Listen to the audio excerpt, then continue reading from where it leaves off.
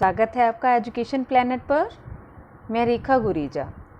आज हम कक्षा 10 हिंदी की पुस्तक क्षितिज भाग 2 में पाठ 10 नेताजी का चश्मा करेंगे, जिसके लेखक हैं स्वयं प्रकाश जी। स्वयं प्रकाश जी जो हिंदी के प्रमुख कहानीकार हैं, उन्हें कहानी लेखन में अत्यधिक प्रसिद्धि प्राप्त हुई है। उनका जन्म 1947 में इंदौर में हुआ था।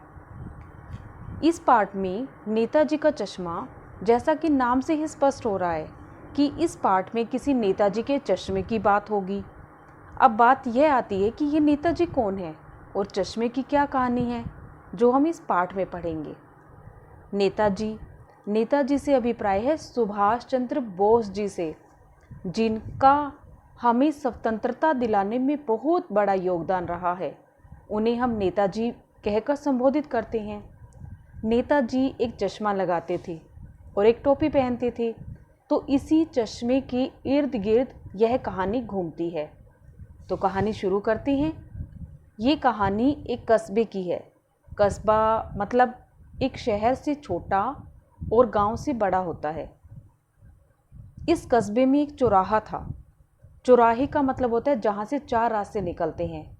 अक्सर मेन बाजार की चौराहे पर किसी स्वतंत्रता सेनानी की या किसी महान व्यक्ति की मूर्ति या प्रतिमा को लगा देते हैं, जिससे उस चौराहे का नाम उस मूर्ति या प्रतिमा के नाम पर, उस व्यक्ति के नाम पर रख दिया जाता है। तो इस कस्बे में भी एक चौराहा था, जिस पर नेताजी सुभाष चंद्र बोस की एक प्रतिमा लगी हुई थी। तो इसलिए इस चौक का नाम क्या हो गया था? सुभाष चंद्र बोस चौक। तो सबसे पहले इस लेखक ने इस कस्बे के बारे में बताया। लेखक कहते हैं कि कस्बा जो है वो बहुत बड़ा नहीं था, और इस कहानी में एक ऐसा किरदार है जो है हालदार साहब। हालदार साहब क्या होते हैं? हवलदार साहब। तो अब पाठ को शुरू करते हैं हम। हालदार साहब को हर 15वें दिन कंपनी के काम के सिलसिले में उस कस्बे से गुजरना पड़ता था। कस्बा हमने अभी बताया था, जो शहर से छोटा होता है और गांव से बड़ा होता है। कस्बा बहुत बड़ा नहीं था जिसे पक्का मकान कहा जा सके वैसे कुछ ही मकान, और जिसे बाजार कहा जा सके वैसा एक ही बाजार था। कस्बे में एक लड़कों का स्कूल, एक लड़कियों का स्कूल, एक सीमेंट का छोटा सा कारखाना, 2 ओपन एयर सिनेमा घर। ओपन सिनेमा घर कौन से होते हैं? जो बिना छत के होते हैं। जिन सिनेमा घर की छत नहीं होती उसे बोलते हैं ओपन एयर सिनेमा घर। और एक नगर पालिका थी। नगर पालिका थी तो कुछ न कुछ करती भी रहती थी। कभी कोई सड़क पक्की करवा दी, कभी कुछ पेशाब घर बनवा दिए, कभी कबूतरों की छतरी बनवा दी, तो कभी कवि सम्मेलन करवा दिया। इसी नगर पालिका के किसी उत्साही बोर्ड या प्रशासनिक अधिकारी ने एक बार शहर की मुख्य बाजार की मुख्य चौराहे पर नेताजी सुभाष चंद्र बोस की एक संगमरमर की प्रतिमा लगवा दी। ये जो कहानी है वो इसी प्रतिमा के बारे में है, बल्कि उसके भी एक छोटे से हिस्से के बारे में। पूरी बात तो अब पता नहीं, लेकिन लगता है देश के अच्छे मूर्तिकारों की जानकारी नहीं होने और अच्छी मूर्ति की लागत अनुमान और उपलब्ध बजट से कहीं ज़्यादा होने के कारण काफ़ी समय ऊहापोह और चिट्ठी पत्री में बर्बाद हुआ होगा। ऊहापोह होता है दुविधा में कि क्या करें, इस समय में अब ना इतना पैसा है, ना ही कोई बनाने वाला है, तो इसको जल्दी से इस मूर्ति को बनाया गया था। चिट्ठी पत्री में बर्बाद हुआ होगा, और बोर्ड की शासन विधि समाप्त होने की घड़ियों में किसी स्थानीय कलाकार को अवसर देने का निर्णय किया गया होगा। में कस्बे के इकलौते हाई स्कूल के इकलौते ड्राइंग मास्टर, मान लीजिए मोतीलाल जी को यह काम सौंप दिया गया होगा, जो महीने भर में मूर्ति बनाकर पटक देने का विश्वास दिला रहे हैं। पटक देना क्या होता है कि अगर किसी को कोई काम दिया गया है कि तुम्हें इस समय में पूरा करना है, तो उसी तरह से होता है, उस काम को कर देना, किसी भी तरह से बना देना। जब किसी काम को करने का मन नहीं होता और वो हमें सौंप दिया जाता है और उसमें कोई ना कोई कमी रह जाती है, तो उस काम को क्या कहते हैं? पटक देना। जैसा कि कहा जा चुका है, मूर्ति संगमरमर की थी। टोपी की नोक से कोट के दूसरे बटन तक कोई 2 फुट ऊंची थी, जिसे कहते हैं बस्ट। इस तरह की जो मूर्ति होती है उन्हें क्या कहा जाता है? बस्ट। और सुंदर थी। नेताजी सुंदर लग रहे थे। कुछ कुछ मासूम और कमसिन, फौजी वर्दी में। मूर्ति को देखते ही दिल्ली चलो, तुम मुझे खून दो वगैरह याद आने लगते थे। इस दृष्टि से यह सफल और सराहनीय प्रयास था। केवल एक चीज़ की कसर थी जो देखते ही खटकती थी। नेताजी की आंखों पर चश्मा नहीं था। यानी चश्मा तो था, लेकिन संगमरमर का नहीं था। एक सामान्य और सचमुच के चश्मे का चौड़ा काला फ्रेम मूर्ति को पहना दिया गया था। हालदार साहब जब पहली बार इस कस्बे से गुजरे और चौराहे पर पान खाने रुके, तभी उन्होंने इस लक्षित किया और उनके चेहरे पर एक कौतुक भरी मुस्कान फैल गई। वाह भाई, यह आइडिया भी ठीक है। मूर्ति पत्थर की है लेकिन चश्मा रियल।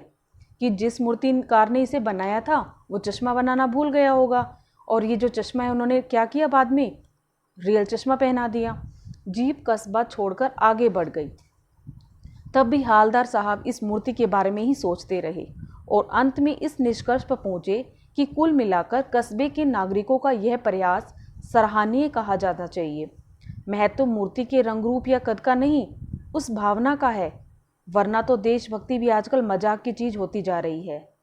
दूसरी बार जब हालदार साहब वहां से गुजरे तो उन्हें मूर्ति पे कुछ अंतर दिखाई दिया।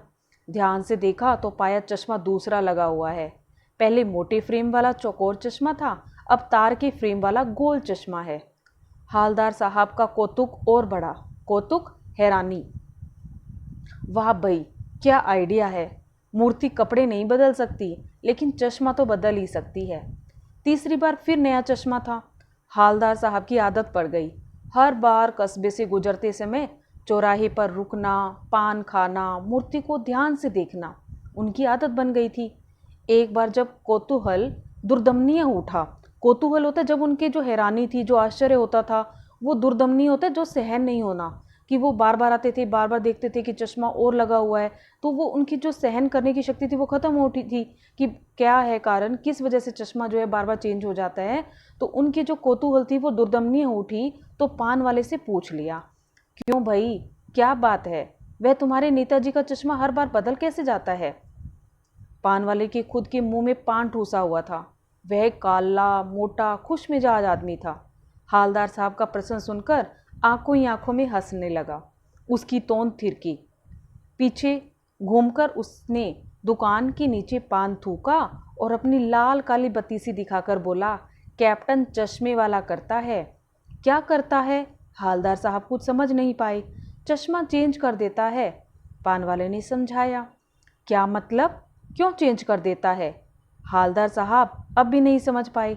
कोई ग्राहक आ गया समझो, उसको चौड़े चौखट चाहिए, तो कैप्टन किधर से लाएगा, तो उसको मूर्ति वाला दे दिया, उधर दूसरा बिठा दिया।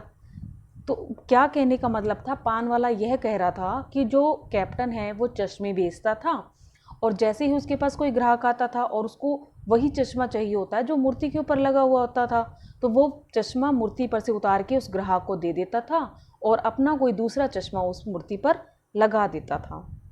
अब हालदार साहब को बात कुछ कुछ समझ में आई।